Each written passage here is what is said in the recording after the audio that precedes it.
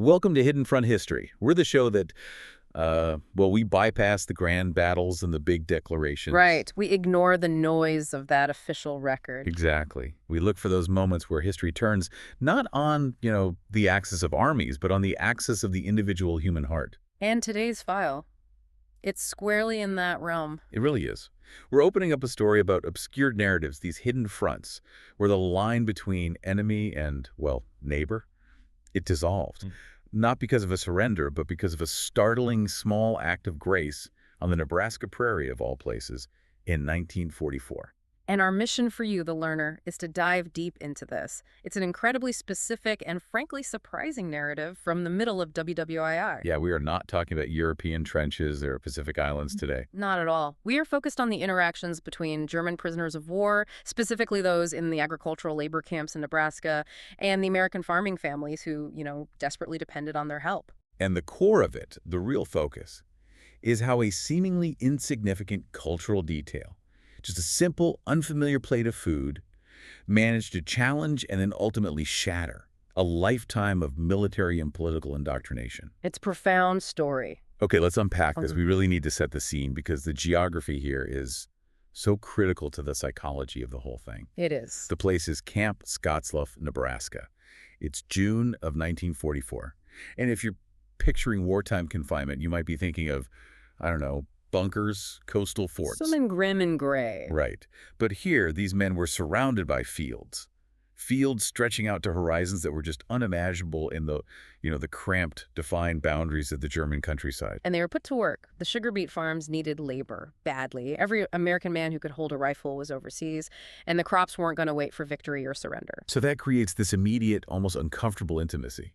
It does. The source material is very clear that the war felt very far away from this place, and yet its needs were everywhere.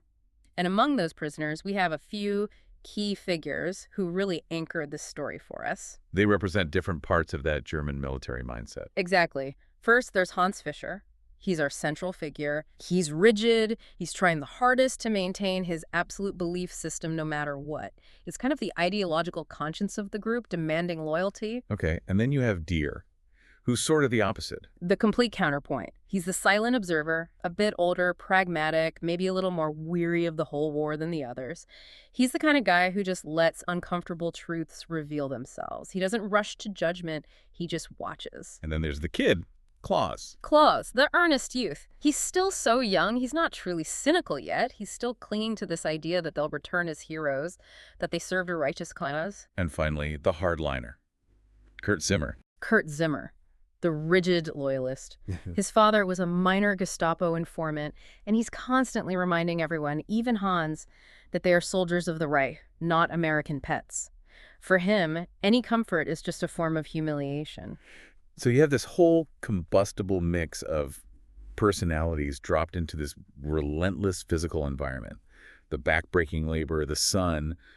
But you mentioned the psychological environment was even more charged. Oh, absolutely. Because the moment these POWs arrived, their expectations were just running wild. They were expecting a very specific kind of American. What were they told? They'd been systematically, comprehensively taught that Americans were barbaric, lacking culture, obsessed with decadent industry, soft, and just fundamentally weak. And the crucial part of that is the belief that civilization ended at Germany's borders. That was the phrase. So they arrived fully prepared for a trap, for humiliation, for starvation, maybe beatings, because that would confirm everything they'd been told. So they were actively looking for proof. Actively looking for it. Proof that their propaganda, the thing that justified the entire conflict and all of their sacrifices, was 100% correct. So their minds were, in a way, armor-plated. Any kindness would be a trick. Any fairness would be weakness. Precisely.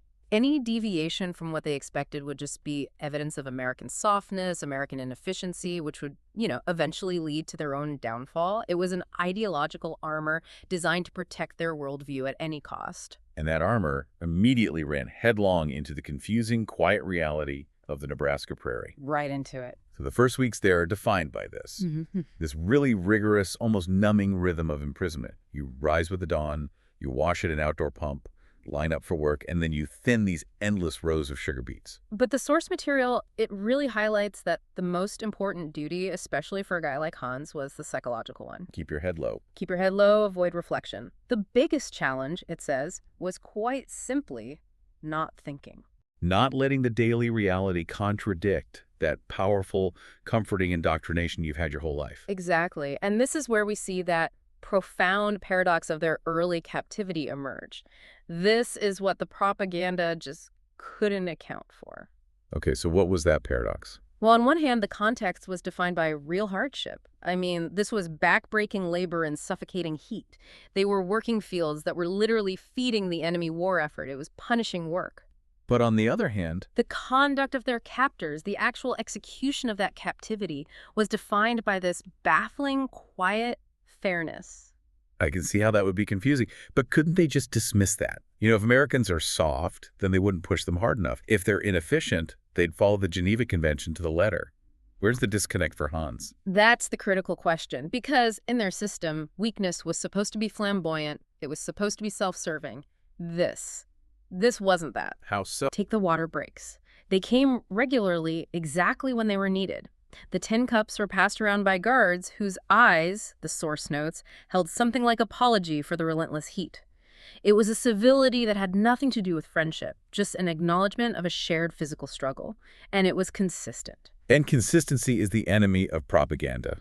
Propaganda needs chaos and confirmation. Exactly. And the farmers, too, they kept their distance, but they showed that same strange fairness. No shouting, no beatings, which would have been an easy emotional release for men whose own sons were fighting and dying overseas. Instead, they just, showed them how to do the work. They just showed them the proper techniques for thinning the rows and pulling weeds. No bombast, just honest, required labor under a sky so intensely blue it almost hurt to look at. And that clinical, almost detached civility was actually far more destabilizing than outright cruelty would have been. Because cruelty would have been simple to file away. Right. Aha. They are barbaric. Our leaders were right. Easy. But quiet efficiency and fairness, that requires a complete reevaluation of everything you thought you knew. And this is when you start to see the first cracks appear in that ideological armor. And it often comes through the youngest ones. Young Claus. The earnest youth. One afternoon, he's wiping sweat from his face and he whispers, "They're not what they described." And he's looking to Hans, the group's ideological conscience, to sort of affirm his confusion and pull him back into the fold. And what does Hans do? Hans, who is just clinging desperately to the last bits of his certainty, he snaps back. He says, "They're exactly as described, using prisoners for labor instead of fighting their own battles." He's desperately trying to spin it back into that narrative of American softness. But even as he's saying it, even as he says it, he's watching an American farmer, a guy built like an old oak, working the row right next to them. And this is where we get that detail that really connects the human element here, that farmer's hands. Yes. That American man's hands had the same calluses as Hans's own father. His back bent with the exact same weariness. When he straightened up to drink, there was nothing soft in his exhaustion. It was just the exhaustion that comes from honest, back-breaking work. And that shared, silent language of weariness, that common truth of the soil, that starts to act as this silent, powerful bridge. It does. The source puts it beautifully. It says, "The barriers of language and history were sharp as concertina wire, but a functional rhythm emerged anyway. They learned to work together. It wasn't friendship, not at all, but it was mutual, recognized competence." They saw the American farmer wasn't some decadent monster. He was just a man struggling against the same elements, the same demands of the earth that defined life back home. Which completely refuted the core lie that the American character was weak or spoiled. So the source is suggesting that the uniformity of suffering, from the sun and the soil, was more honest than the uniforms they were wearing. Absolutely, and the irony is just palpable. The work, the very thing meant to serve the enemy war machine, was the thing that began to de-indoctrinate them. It showed them a shared, unromantic reality of just existing. And this brings us to the moment that history was waiting for. After 3 weeks of this bewildering, confusing fairness, the work crew rotates. They're sent to Earl Hutchkins' farm. And here we get a detail that signals conflict is coming. A guard mutters to another, but intentionally loud enough for the prisoners to hear it. What does he say? He says that Earl lost his boy at Normandy. Ah. Yeah, the air just instantly freezes. Something cold settles in Hans's stomach because this is it. This is the moment the armor should finally prove its worth. This is when the real America is going to show up. The consensus among the Germans is instantaneous, unanimous. The Geneva Convention's thin veneer would finally crack here. This is the moment the real, grieving, raging American is going to reveal the barbarism they were promised all along. Kurt Zimmer must have been. Oh, he immediately proclaims it's a trap, or humiliation or violence is coming. They are braced for it. They believe the real war, the one that lives in profound grief and rage, is about to finally show its teeth. But what arrives is far more complex than rage. It's something domestic, something entirely unexpected. Something they couldn't possibly have prepared for. So that Saturday delivers the real shock. And it involves this complex human calculation. Margaret Hutchkins, Earl's wife, apparently she defied her grieving husband. That's right. She insisted on hosting this traditional community cookout. She'd done it for 15 years, and she refused to let the war change the routine. And this gathering, incredibly, was for American families and the German prisoners. The barracks must have just erupted. Out with tension. There's nervous laughter, there's absolute silence, and Kurt Zimmer is insisting this is the most insidious trap they've devised yet. So the atmosphere when they arrive is just thick with that suspense. Completely. The sun is setting, painting the horizon gold as the Germans march up this dirt road. Hans is maintaining that rigid, defiant posture, just determined to endure whatever this humiliation is with dignity. But the scene itself, it resists his expectations.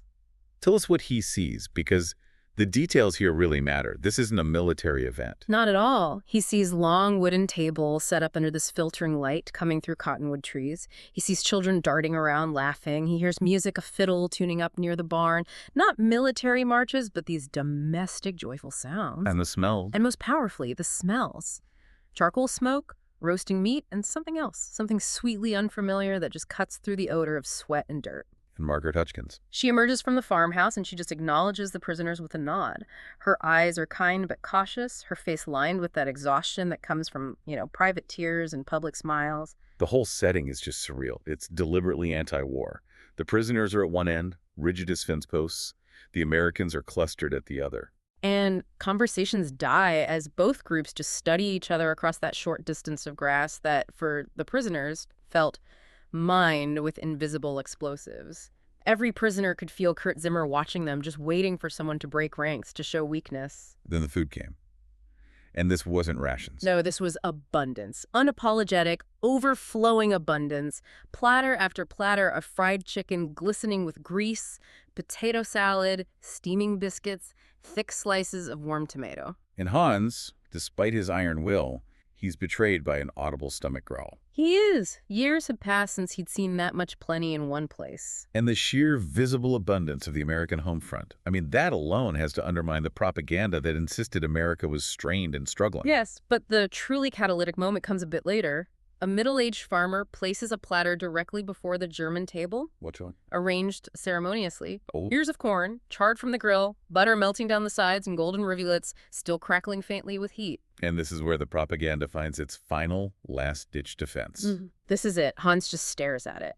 And the former Bavarian farmhand sitting next to him, he recognizes the shape, and he lets out this short, barking laugh. And he proclaims in perfect German, "This is animal food. Pig fodder." This is what they feed livestock back home. Exactly. And that laughter spreads. It's nervous at first, then it becomes bitter and scornful. Confirmation. Right. They were right. Confirmation of everything the Führer promised. Americans lack culture, they're crude, they treat civilized German soldiers like animals. The propaganda in this one small moment has a sudden, delicious confirmation point. They were ready to retreat back into the comfortable certainty of their hate. And this is where the source notes the atmosphere shifted from tense to explosive. It does. Earl Hutchkins stands up abruptly. His chair scrapes so harshly against the packed earth that the entire yard just falls silent. Describe him again, because this isn't just a farmer. This is a man carrying profound grief. He's substantial, built from decades of labor. His face is weathered, and grief, the source notes, was carved into something almost primordial. Hans felt every muscle tense up. He's anticipating not just violence, but the final, satisfying validation of the American enemy he was promised. Margaret tries to stop him. She whispers his name, but Earl is already focused. He walks over to the German table. He lifts an ear of corn from the platter, holds it for a moment, and the source suggests a memory, a pain too profound for words, just flickered across his face. And then he bites into it. Deliberately, Yeah. methodically. Butter trickling down his chin, his eyes locked not on Kurt Zimmer, the loudmouth, but on Hans, the rigid conscience of the group. And then he speaks. His voice, the source says, was rasped like gravel from years of fieldwork and recent grief. And he states, flatly, "My son loved this. Last thing I cooked before he shipped out. He died in your country's war." Wow.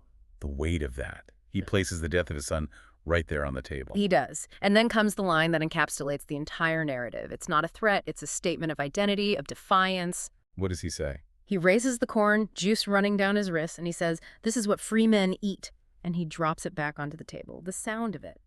It echoes like a gunshot. Then he just walks away, back rigid, hands trembling. And the laughter. The laughter has vanished completely. The men are caught between their ingrained defiance, their duty to reject the enemy, and something dangerously resembling shame. They had laughed at a father's sacred memory. A simple expression of love and loss. They had mocked not weakness, but a profound expression of American domestic life. The power of that moment is just immense. Yeah. I mean, why the corn? Why not the chicken? The corn was the perfect symbol because it challenged the hierarchy of what was civilized. In Germany, if it's pig fodder, it's low culture. But Earl made it sacred. He tied it to the deepest part of his loss and his identity as a free man. And the silence must have been devastating. It was. And the first crack in that ideological barrier begins with Deer, the quiet pragmatist. He reaches out tentatively, lifts an ear of corn, and he holds it like it's unexploded ordnance. And he eats it. He takes a bite, his expression is neutral, and then his eyes widen. He's registering the sweet, buttery taste. He whispers to Hans, "Mine got good." The simple, universal truth of good food begins its work on the foundation of the lie. But Hans holds fast. This is his line in the sand. He can't. He won't. He sees it as moral capitulation, but Claus and the others, they've already reached for the corn. They bite tentatively. Then with growing confidence, their faces just transformed, surprise melting into wonder. And that's the key psychological turning point. That's it. The propaganda, built on fear and lies, was shattered not by bombs, but by a simple grilled vegetable. They realized, with horror and confusion battling inside them, that they had been laughing at something precious, something authentic, something intensely American that was neither decadent nor barbaric. It was the food of a grieving man's son. Exactly. And Earl, meanwhile, he's standing across the yard, his entire frame shaking with the effort of containing his grief. And Hans understayed with this terrible clarity. This was not psychological warfare. This was not a trick. This was a father serving his dead son's favorite food to his enemies because his wife insisted on showing mercy over hatred. And he, Hans, had laughed at it. Yeah. That incident changed everything. So the corn incident marked this impossible-to-ignore shift. But ideology is stubborn, right? It doesn't just break instantly. No, it fractures slowly, under repeated pressure. Hans refused to acknowledge the change.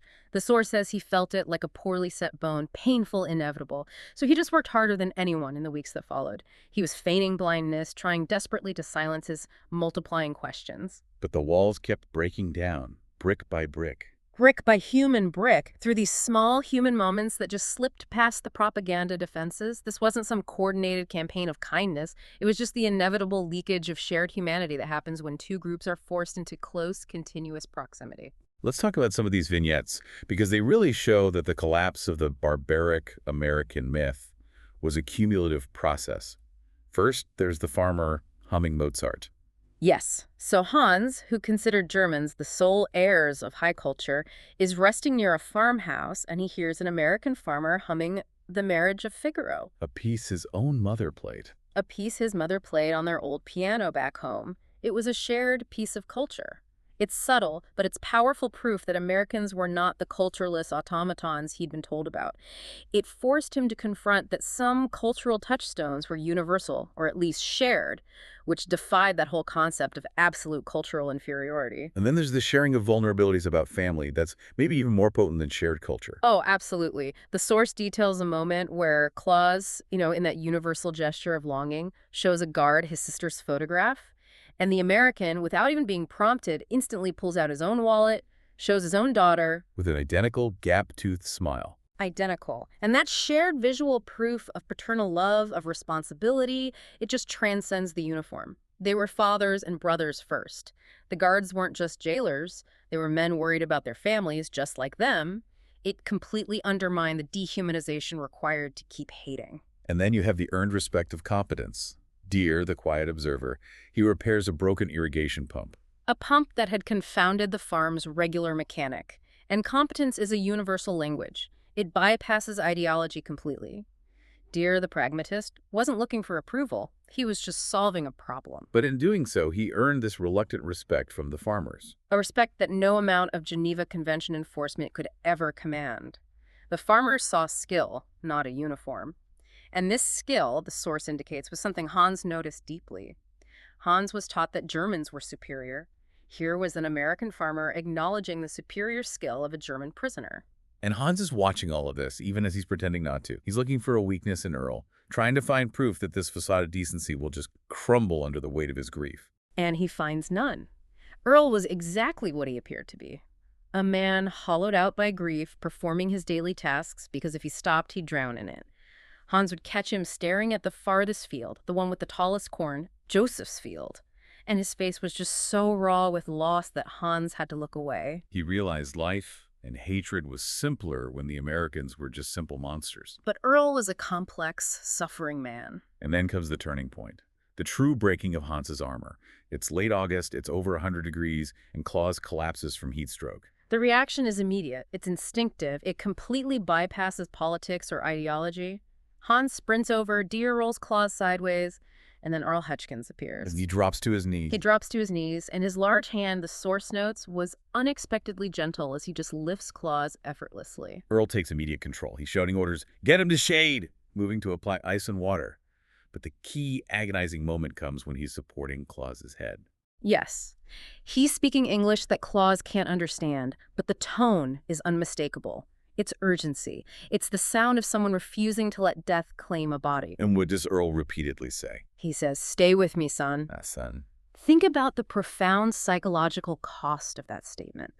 This is the man who lost his only son, Joseph, to this conflict, rushing to save an enemy soldier and calling him son. The source material argues that calling Claus son was the ultimate act of vulnerability for Earl. Absolutely. He wasn't just saving a life. He was violating the sacred boundary of his own grief. Yeah. He was risking emotional annihilation by letting an enemy momentarily occupy the space that was reserved for Joseph. And that is the moment Hans's defenses finally collapse.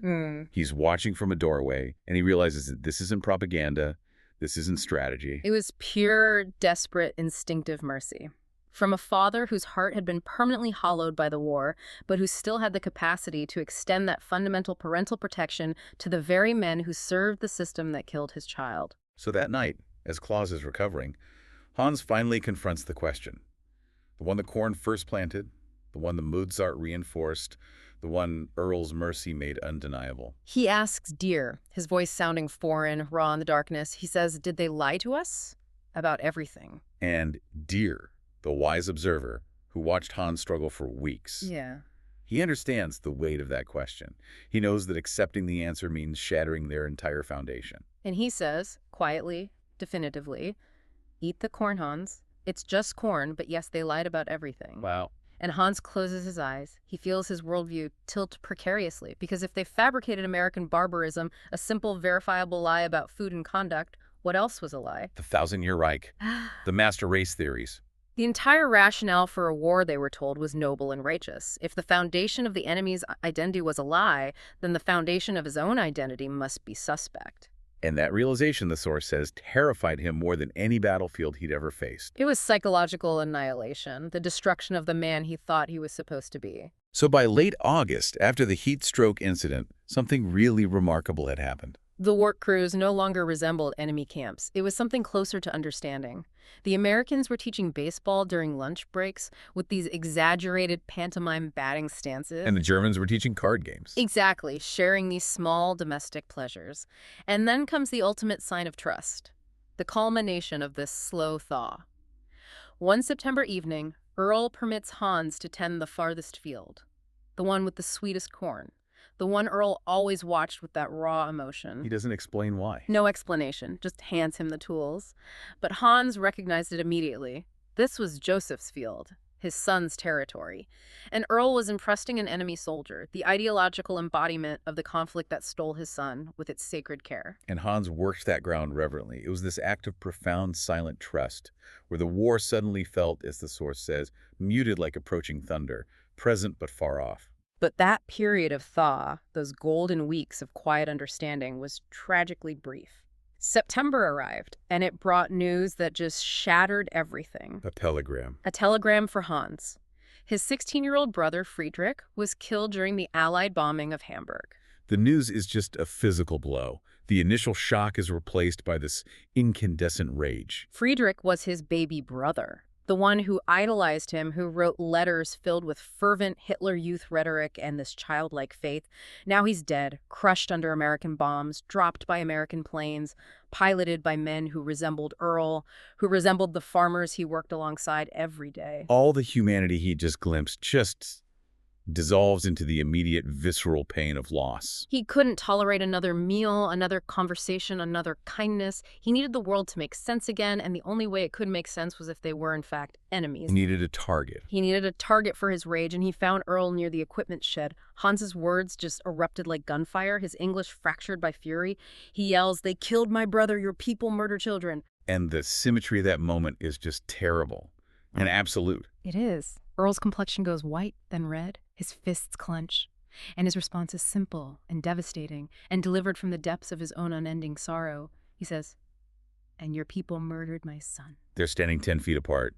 Two fathers, essentially drowning in a grief that mirrors each other's perfectly. And the chasm that had been narrowing for weeks just instantly gapes open again. Impossible. All the careful bridge building, all the shared meals, all the moments of understanding just vanished, incinerated by the reality of the war's continued symmetrical cost. And Hans retreats before he does something unforgivable. He was seconds away from physically attacking the man who had just saved his comrade's life. I have to pause here. You spent all this time establishing that slow thaw. The Mozart, the corn, the shared work.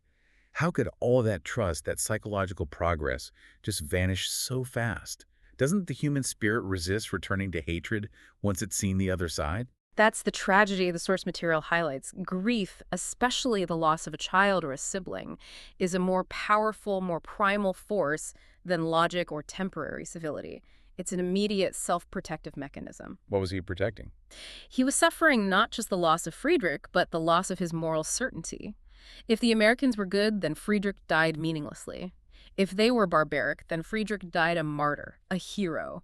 His rage was a desperate attempt to rearm his ideological defenses, to make the suffering bearable by restoring that narrative of righteous vengeance. So Hans retreats into total isolation. Absolute. He refuses to leave his bunk for 3 days.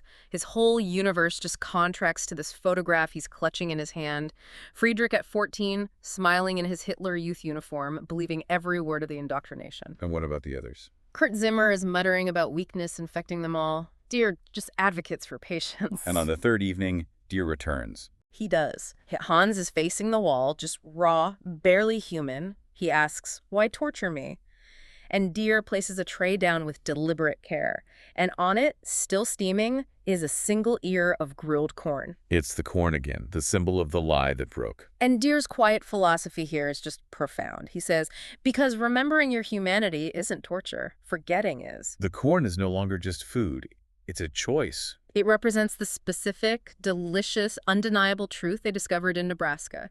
The truth that defied the narrative of hate. But Hans can't accept it. He wants to scream that kindness is deception, that the only truth is in death and war. But he's just exhausted. A bone-deep weariness from carrying hatred around like armor. He doesn't eat the corn. He can't. Not yet.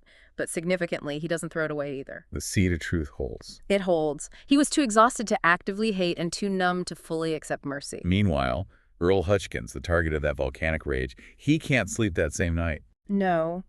His thoughts keep returning to Hans's expression, that raw grief that mirrored his own so perfectly.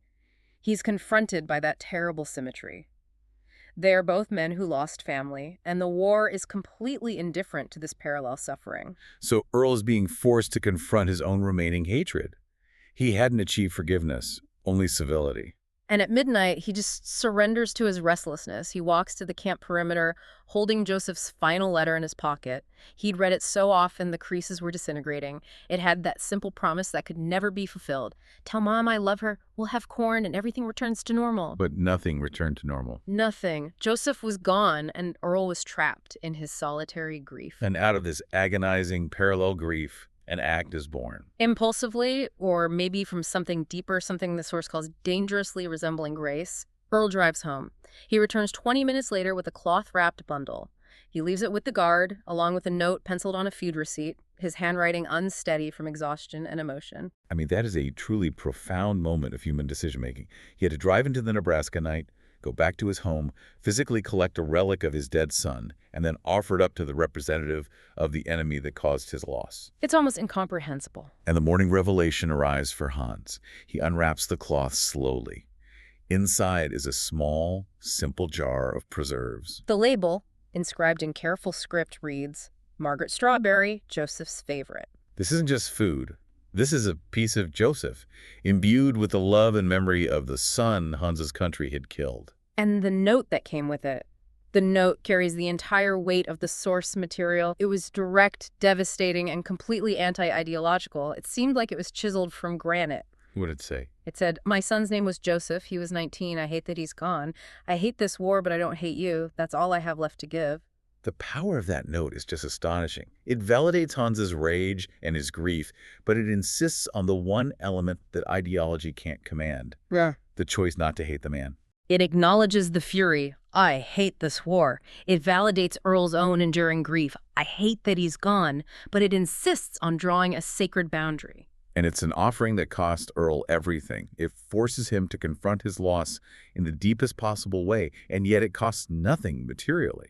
It is genuine, stripped-down human strength. The strength wasn't just in choosing not to hate. It was the strength required to drive home, collect the memory of his dead child, and then offer it up to the man whose system killed him. The specificity is where the true power of the lesson lies. And the tears finally arrive for Hans.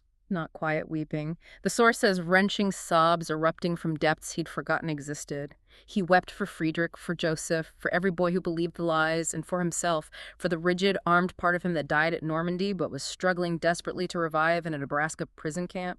Deer finds him later, and Hans is cradling the preserves like they're precious crystal. And he asks desperately this bewildered question. How does anyone manage that? That not hating. The sheer scale of that refusal to participate in the cycle of hatred was incomprehensible to a man whose entire life had been defined by duty and enmity. He wasn't asking how one forgives. That's often passive.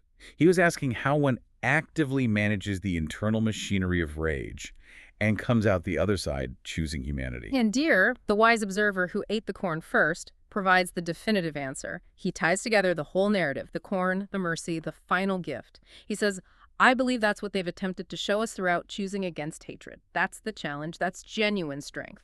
And Hans finally understood that this choice, this refusal to define his future by his past injuries, was courage stripped of propaganda and lies. The true strength wasn't in holding the line against the enemy, but in choosing to let that line dissolve inside his own heart. A profound and painful lesson. So to wrap this up, we've tracked how these carefully constructed wartime narratives, fortified by ideology and rage, were systematically dismantled. Not by a battle, but by shared labor, a gesture of mercy, and a simple vegetable corn that was once dismissed as animal feed. Yeah, this hidden front history reminds us that even at the height of ideological conflict, truth often arises in the quietest, most unexpected forms. And the key takeaway for you, the listener, from this incredible source material is that the deepest conflicts often expose a shared human vulnerability. The grief of labor, the agony of loss, these things transcend all political ideology. Earl Hutchkins' choice of empathy over hatred was a deliberate, agonizingly difficult act. It cost him everything in terms of emotional exposure and confronting his deepest pain. And yet it gave Hans everything in terms of realizing his own shared humanity. And so, we leave you with this final provocative thought to mull over. If a choice against hatred required a father to drive in the middle of the night to give his dead son's favorite jam to his enemy. An almost impossible act of grace. Right.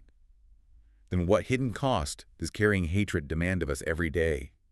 What are we refusing to recognize as corn in our own lives because our own internal propaganda insists it has to be animal feed? Yeah, something to think about. Thank you for diving deep with us.